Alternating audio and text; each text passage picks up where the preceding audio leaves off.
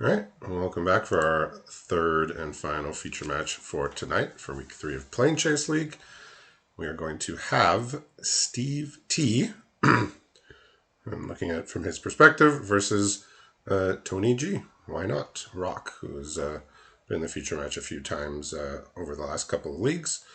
Um, so what's Tony's hand or deck looking like? Both of these players are doing pretty good, by the way, 9 and 5, so off to strong starts. Yep, so it looks like a Grixis deck.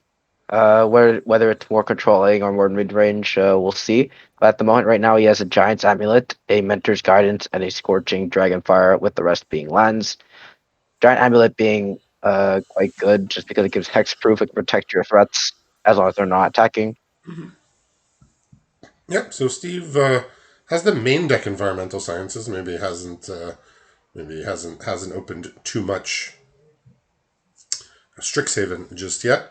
Based on the choices of lands, he had a bunch of mountains, a bunch of forests, a bunch of everything. So it looks like he's just playing mostly all of the colors or close to that. Like he had a bunch of mountains to go along with all the Sultai cards in his hand here. Yeah, so he's going to be drawing cards and getting selection here. So between the opt and the opt in his hand, there's just different arts. That's why he has two opts. He has a Behold the Multiverse he just drew. Yeah, he has a Return Upon the Tide, which is that reanimation spell from Call Time, and he is foretelling not that, but the card he just drew, which is a Behold the Multiverse. So he's got card draw. He's got a Professional Facebreaker and a Golden Argosy. So looks like he's going to be casting Okay. all his spells. I was wondering if that campus was meant for just for a Scryland or was actually there to splash red. No, he had like several mountains. He has several mountains in his deck from I saw from the environmental sciences. The reason he didn't get them is because he wanted to get blue so he could cast his opts. Okay, so milling 3 lines here from the Eerie Soul Tender is good news for Tony, just because he already has like a combined 6 lands between the ones on the field and his All hand. right. So He has opted to keep another draw spell on top of his deck, so he has a digging deep over there. he has a compulsive research here. He has a Behold the Multiverse in exile. He has a Golden Argosy here. Not sure what his intentions exactly are with that. He has a Rocco Cabaretti Caterer in hand, but I Okay. believe you have to cast Rocco in order to get the the tutoring. So blinking the Rocco with a Golden Argosy is not going to do very much. Well, milling 3 lines didn't help because he's drawn another one. So Okay, definitely so hitting a patch of lines at the moment. he needs some non lands quickly. Then it sounds like. All right, so Yeah. I guess So this Eerie funny Soul enough, Tender is one of those creature types. yes, it is Shaman, a perhaps. cleric. Oh, it's a cleric. Okay, So cool. he has opted to keep a vicious offering Pretty and good. is now scrying a swamp away and has drawn a mountain. Okay, so not. I mean, Vicious Offering is good, but another land is not. And Steve is going to be drawing the exact amount of lands that he wants to here. So when he wants a land, he's going to have it. When he's not, he won't because he has, the compulsive research. He's putting Toluse on the bottom, maybe just looking for some more action. But But that, he can't that cast Toulouse because Toulouse needs white, no? um, I think it was blue based. Ah, So okay. I don't recall exactly, but I think it was blue based. Well, this professional facebreaker is about to get bathed, not bathed in Dragonfire because that's actually an actual card. Scorching Dragonfired. Yeah, Scorching Dragonfire. Bathe in Dragonfire is an older card that's not on Arena, I don't believe. And Um, not really as good. yeah. So here comes the ship. No treasure from this ship because the facebreaker is dead. Nope. It lived long enough to get on the boat and set sail, but it wasn't there when the journey ended. Yeah, you could burn the sailor, but not the ship apparently. Yeah. So what are Tony's options here? I mean, 6 cards Well, in hand. you cast his Giant's Amulet kicked effectively to get his 4/4, which I Okay. believe he's gonna do. And he's drawn a corrupt court official, so whenever I think when Steve eventually runs down to 1 card, I guess the corrupt court official will nab it. That That might be a while. Yeah. All right, so he sees two lands here. Um, Most importantly, he's looking for a white source here. He wants to cast his Rocco, I assume, that goes and tutors anything into play with X mana value. He's keeping both the lands here. I guess he's got some big plans for our friend Rocco. Yeah, because even if he does find the white source and he played it last turn, it would still only get a 4 drop or lower. Yeah, And I'm so assuming that he probably wants like one of the best creatures in his deck to come into play, whichever that could be. so he's got his second main deck environmental here. So it looks like he's like basically solidly four colors, and white is the splash, or maybe black. Black could be sort of a splash too, I suppose, but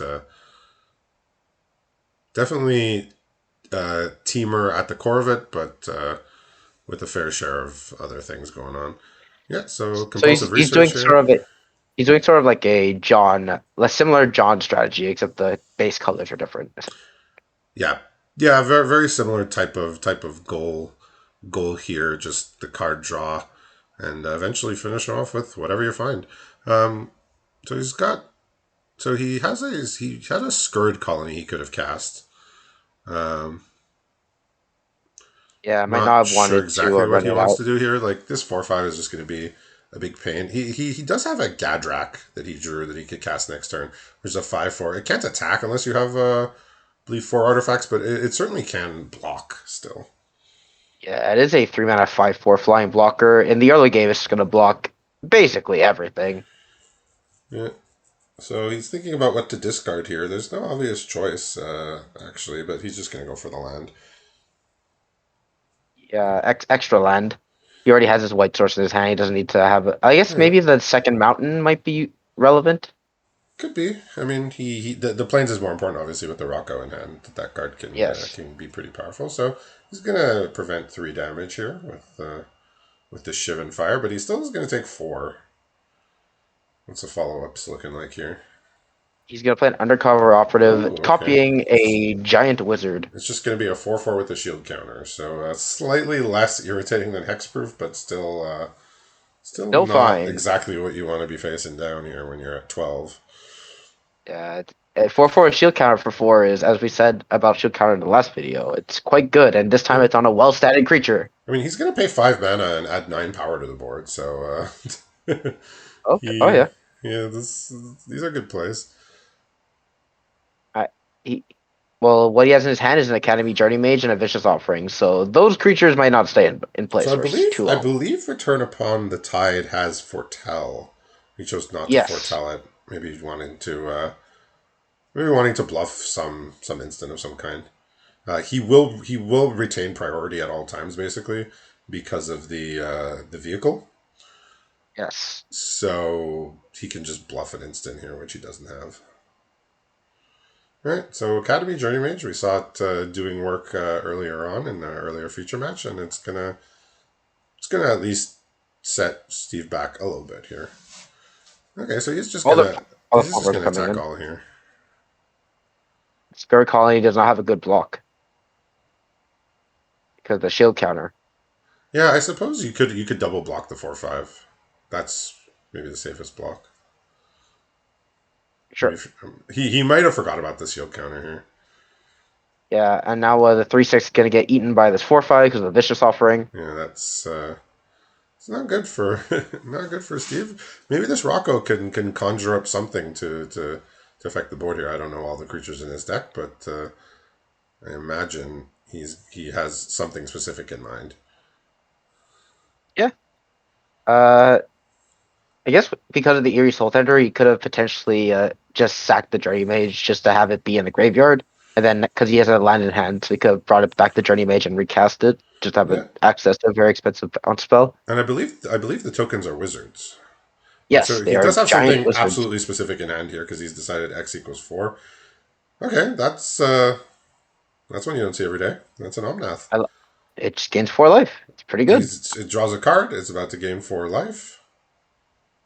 Now Pretty he can for, pretty sweet. he can now foretell his card because he's not okay. He's continuing to leave up nothing, but he has nothing. He won't have priority. So if he's trying to bluff an instant, Tony might be able to see through it when he does not get priority.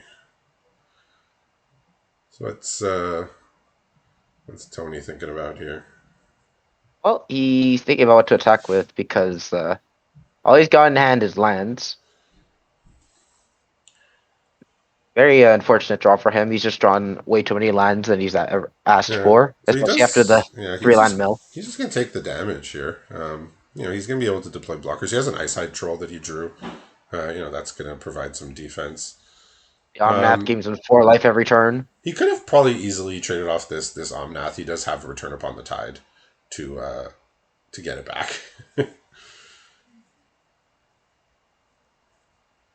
Yeah, getting Omnath with Rocco, pretty cute. I mean, if you can cast Omnath responsibly or otherwise, the card is very strong. Yeah, just every turn get an extra 4 life. Makes getting beat down a lot harder. And I mean, it draws a card for some reason when it comes in. Like, okay, okay, sure. Yes, here's a This troll. Ice High Troll. He's Ice High Troll is he's going to be able to take out the giant deciding lizards. carefully which lands to tap here. Um,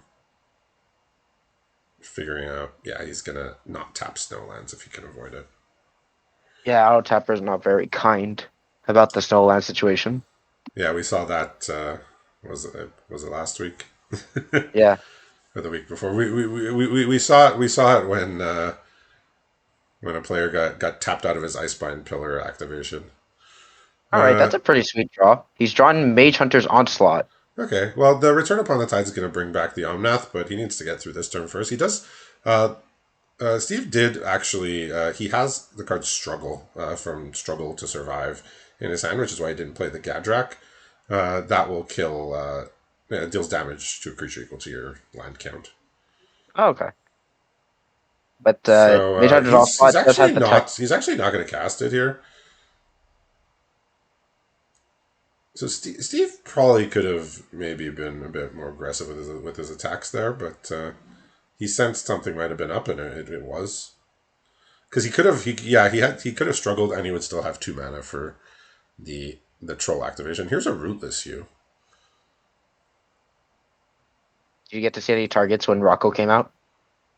No, well, because Rocco just did X equals 4, it only highlighted the eligible creatures.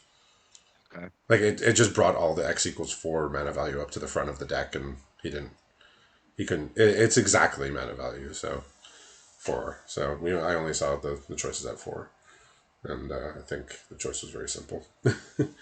Yeah, Yeah, it looks like you're getting a bit outbeefed right now. This Ice Hide Troll just so incredibly annoying.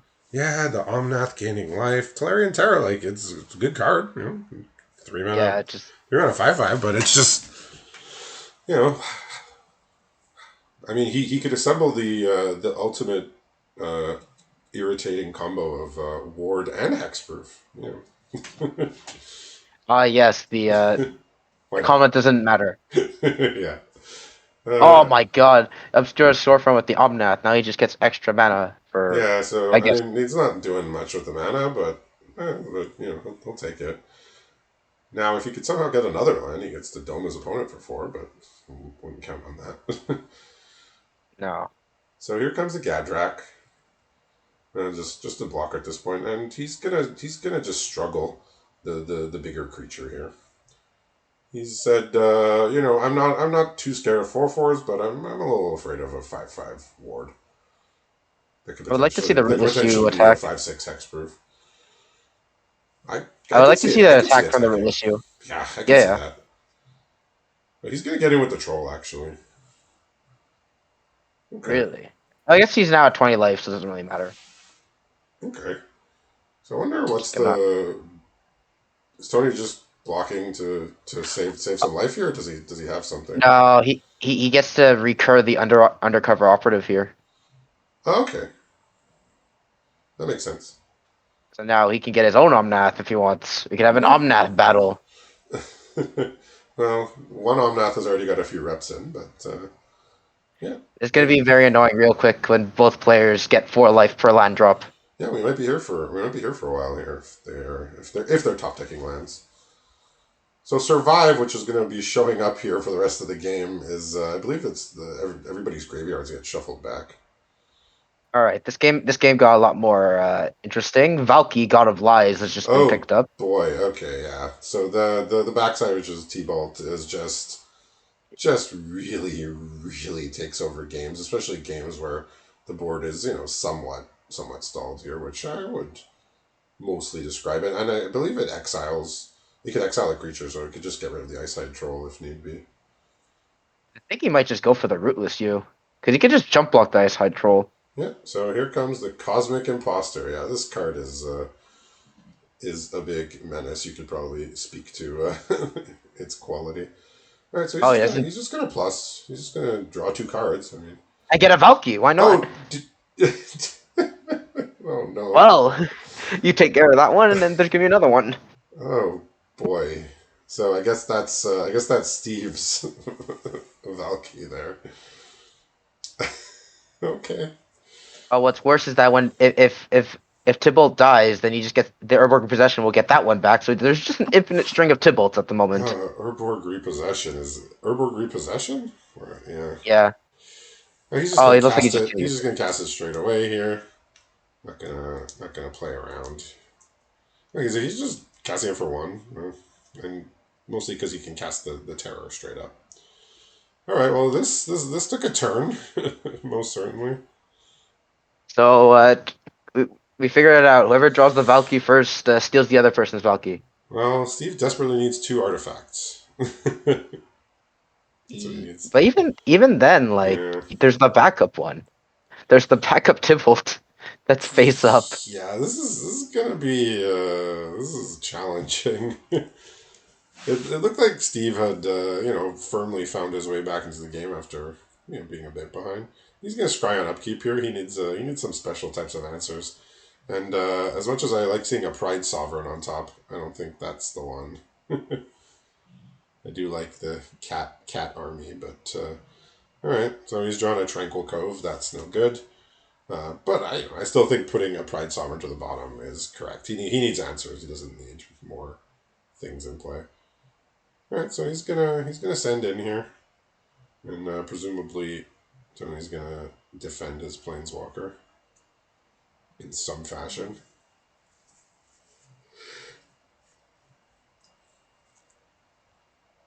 If he puts the Terror in front of the troll, you can just activate the troll twice. He does have enough snow lands. Yeah, He can I could see he just throws the 1/1 in front of the troll, and then trades probably with the four Rootless U. four 4/4. Yeah, 4/4 and 5/4. Yeah, this is kind of the predictable blocks. He doesn't need to activate his troll, but he'll do it anyway. Not sure what that was about. I guess he assumed he was gonna have to use it. Uh, He, the thing is, the thing that he gets with Rootless U, he kind of has to cast right away because he it's can just cast a Valky on the front side. Oh, well, there's a it's Titan of a Industry Titan of now. Industry, which no, he actually can't cast it. Oh, that was a bit of a. Oh no, he can cast it. No, Yeah, if he yeah, casts it though, there's an undercover operative that could become a Titan of Industry, and then Valky, if he doesn't cast it, Valky could just snag it from his hand. So yeah. It's I mean, notably also that was the only target he had. Which I mean, still a good target. So Steve has got like the better suite of potential attacking creatures, but this planeswalker is absurd. Let's get rid there's of this flyer. like You what do you do can against someone when you know they have a Tybalt with an active Tybalt with a yeah, backup Tybalt with an undercover operative in their hand? yeah, this Tybalt is just it's an oppressive card. It's okay. He's just gonna cast the Valky here. I mean, I think in a perfect world he holds it for when the first Tybalt dies, but he's gonna just take this out of his hand, and next turn he could turn it to a 7/7. So But honestly, I think with what you have in your hand, like you didn't have to do that. They play a China of Industry. It just kind of makes it worse for them because you could just exile it with with the loyalty your Tybalt still has. After your Tybalt dies and they play it, you play the other one and you still get the China of Industry. or even better, you can just still copy it. So Oh, the Titan of Industry did not. It's a good card, but I don't think it was very problematic to you in this situation. it's when your opponent is tutoring up a Titan of Industry and you're like, yeah, no problem. Things are going well. I All will right. say that Yeah, he's trying to that Joel first Rael plus here, two. which is a it's a fine rare, but it's not gonna make much of a difference here. What is it? Joel Rael. What does that do? It's 2 mana 1/2. Whenever you draw your second card, each turn you get a 2/2 cat, and you can pay Oh, I see. 6 to make all your creatures' base power and toughness equal to cards in your hand. I believe it's you pay 6. It's you pay some amount, and all of your creatures gain their base power and toughness become whatever your cards are in your hand. In M21 green blue was sort of had the draw second card theme. So that's Ah, where this yes, comes okay. from. So it gives everything base power number of cards. So Notably, the they paid ugliest cat 6, everything would die. tokens. Notably, the ugliest cat tokens I've ever seen in my life. So I wouldn't have been surprised that Tybalt just went and minus the Ice Hide Troll. Here's a more fair draw two lands. Yeah, well, I mean, 3, 4, 5, 6, 7. Yeah, so he could have a 7, 8 hexproof here if he wants to use his mana on that. Okay, I'll just kill this thing before it makes a cat, I suppose. Alternatively, he could have just turned it into Titan and then played Operative to make it a Titan of Industry. Yeah, I'll have to do that over 2 turns, but Well, he could have done it all last turn. let's see what Because he he had chooses 11 here. mana. I assume it's going to be an Uh Omnath. Oh, no, he no, wants it's his an own Ice Hide troll. Troll. All right.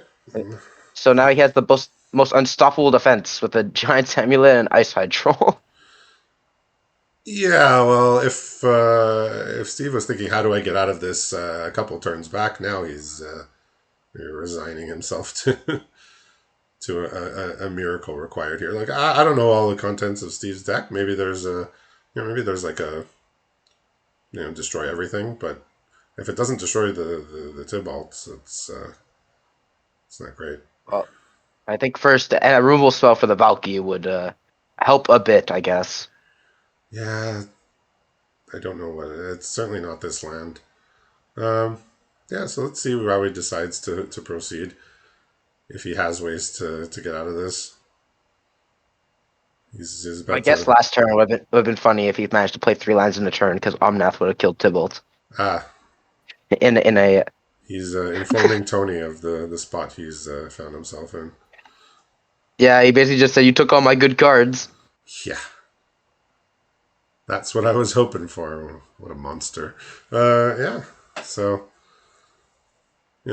fun game there. Lots of powerful cards getting swung on each side here, and that the well timed planeswalker there off the top just turned it on its head, and Steve could never recover from that. You need an answer immediately. It's just very difficult. So yeah, so Steve is more or less firmly 5 colors here.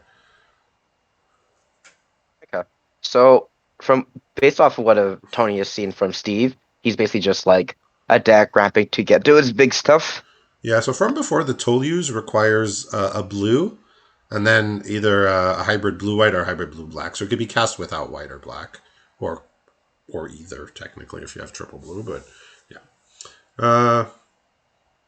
okay, Yeah, he's thinking of putting in Raven form for that troll for the Titan of Industry, I guess, if it gets a shield counter. Uh, yeah, he's putting in Vortex Runner and Rousing Reed to try and get his creatures through, just okay, to try and deal with either the Tybalt if it comes down, or for like all the fatties that are going to be in the way. And then the yeah, Mind Rot because he sees that he has a lot of expensive spells. Maybe the cards that will be stranded left in his hand are going to be the cards that he wants to get rid of. yeah, So the Mind Rot. yeah. Steve deck actually is surprisingly not like high curve. He has 2 6 drops, a 7 drops, 3 5, like 2 5 drops. I don't know, like 3 4 drops. Like he's not gone super high end here.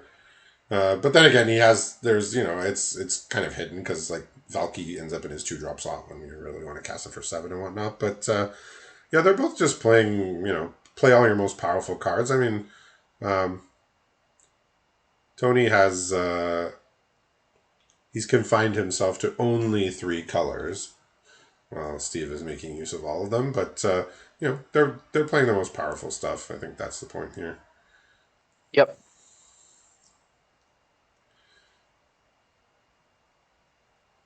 So Steve made a couple small changes there, but nothing monumental. But sounds like Tony had a plan in mind for sideboarding at least a couple cards. Yeah, it was. I think it was just mostly to counteract the big stuff. Yeah. All right, so we got a negate, we got a toll use, which he'll need a another. He won't be able to cast it for a little bit. Eyesight totally just drew, and Shivan Fire and Demon Bolt to kill some creatures. Uh, how is Tony's hand looking over there?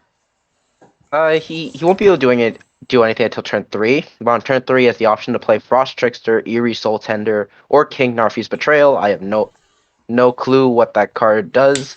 Oh, Because I King Narfi's mostly I don't remember Betrayal. it. It's the world's slowest divination. Okay, It's and each player mills 4 cards, and then you can exile a creature or planeswalker from each player's graveyard, and then over the next 2 turns you can cast them, okay, and you can spend mana as if it was any color. So basically, you grab the best creature or planeswalker out of each graveyard, one from each, and then stages 2 and 3 let you cast those in the subsequent turns. So it's like I said, a slow divination. okay. But besides those, he has an Urborg Possession Okay. and lands. All right. Well, King Narfi's Betrayal works well with Urborg Repossession because it mills, and also you can Yeah, get it back with the Urborg if you want. But also just like it provides mill. All right. So he's going to slow down the troll here without a better way to deal with it. feels kind of flavor fail. Honestly, this Ice High Troll lives in the snow and it gets stalked by a bit of frost. So Yeah. Well, I don't know what okay. the deal is here. Well, the frost he tricked him. Right. It's a trickster. So Okay, okay. trolls are Caught known him in like a trolls trap. are known for persevering. They're not known for being highly intelligent. They're Ah, known for okay. just their toughness and ability to withstand pain. All right. Okay, so without a play, he's going to hold up a negate here. Return Upon the Tide is in his hand, as well as a Toluse, which is cannot cast yet. Just The none of blue. He's a blue or white source, it seems. Yeah, so he has a black, so he'll need a blue or a white here. He's going to scry. An island that will unlock his Toluse, so I imagine he's keeping it. Like Yeah, normally you don't want a land in this spot, but obviously with a card now that he can cast, he's going to keep that island here. Right, so this is going to connive when it comes in, and this has the interesting effect of anytime you discard, not just from conniving, it goes sort of underneath, exiled underneath the Toluse, and when Toluse goes away, you get the cards back. ah. Unfortunately, here I'll leave him vulnerable to any non-creature spell because his negate is down. Yep. So I mean, I don't aside from like a planeswalker or something, I don't know if there's too many non-creature spells he's really fearful of right now. He has protection for the troll up, which is kind of almost more important. Yeah, so here comes a 4/4 flyer, Merfolk Falconer. It's just gonna effectively be a 5 mana 4/4 flyer. Once in a while, he'll get to scry if he kicks a spell, but it's not gonna happen all Yeah, the time. Let's see. the power creep of Air Elemental. Let's see who this operative is gonna be. He wants a troll too. Yeah, so not a good draw here for Steve with the obscure storefront, but this Fisher Wizard is actually gonna play nicely with the total use here. Yeah, you don't expect these two cards to be in the same deck. No, actually, yeah. Even Ice High Troll, like look at these 3 creatures side by side. They are not. I have like They're a not. green creature, They're not meant to be played in the same deck. red creature, Esper. I think you screenshot this and you asked people not in the league. You say, in what format do you get to play all of these in the same deck? And 60 card chaos sealed league is the answer they would not come up with. It's not even a chaos league. It's a Planechase league, Yeah. which is vastly different. Yeah, I mean it's yeah, different from chaos, but uh, it has chaos elements. Okay, so he's trying to read the tides, but I believe he's considering playing the King Narfi's Betrayal now. Okay, yeah, read the tides as the bounce three creatures or draw three cards for It's bounced 6. two creatures, I believe. I thought it was 3. Actually, maybe it is three. Yeah. Maybe it is stronger than I thought. All right, so this, let's see if he wants to use his negate on this. I think it's probably good enough. Yeah. So Steve also now has a cancel in hand. So Okay, so might as well use this negate. yeah, and now he'll be able to hold up cancel. He's drawn a tramway station, not the best, but if you're going to draw land, at least have it be something that can replace itself later. Yeah, the troll wars are slowing down things. Uh, Except for the 4/4 flyer that is taking gigantic chunks out of Steve's life every turn, and will continue to do Yeah, so. yeah. The Spurfolk Falconer Air Elemental still good. Yeah, 5 mana 4/4 flying. It's like one day they'll print something strictly better. Then Yeah. like one day they'll just start making it cost 4 or start giving it more power for 5 mana. But for now, we Ooh. like these. 4 mana 4/4 flyer seems like a rare worthy card usually. Well, But, we but all know yeah, we all know about power creep these days. All right, yep. so here's the read the tides. Let's see. I think Steve will be interested in denying him cards. Though this is like the classic sort of do you counter the draw spell or do you counter the thing that they play after they draw the cards? But when you have one card in hand and you're at 8 life, I think you kind of need to counter the draw spell. Yeah, like the draw spell is effectively you're countering more than one card. It feels like just because you're denying them cards. Yeah, I know like the classic control sort of heuristic is don't let the draw spells resolve to counter the stuff that they draw with it. I Uh, mean that, yeah, that, but that only really applies when you have other options. Right yeah, now, your exactly. option, your right now your options are: do you want to counter it or die to something else later? Yeah, notably this Tranquil Cove has given him an extra turn here with gaining him a life when he was Here at comes the skull. exactly 8. Here comes Skull Raid, which is gonna be forcing the cancel out. All right, well these counter spells, yeah, I mean, so he could have countered the draw 3 and then eventually Skull Raid would have drawn 2, I guess. Oh, that's funny. Toulouse makes it so you get back the cancel. Yeah, but I mean, it also gets a card in Tony's hand. Like it's Yeah, not just a mind rot. It's a mind rot that you actually get to draw if they don't have cards to discard. So I don't know if I'm a huge proponent of that. He has an Argosy on top, but that's not going to do anything. it's Toulouse whenever it leaves or dies. I think it has to die. I don't think you can blink it for value. But Okay, well, this Merfolk Falconer is going to be doing even more work. yeah, I mean, this is like this could have game of this could have been a game of Magic in 1993, 30 years ago. 5 mana 4/4 flyer comes down, and the opponent didn't draw removal for it. This is a classic a classic Magic game or a way to win a Magic game here. Tony's going to see the win con here. He's going to Mage Hunter's Onslaught. The second line of text is going to make it so Ah, right. the Okay. Ice High Troll attacking will do the last point of damage. Yeah. Okay. So I guess that was just off the top here. No, he's had it for a while, but Okay. like So he just yeah. So the gaining that extra life from the land ended up not mattering here. no.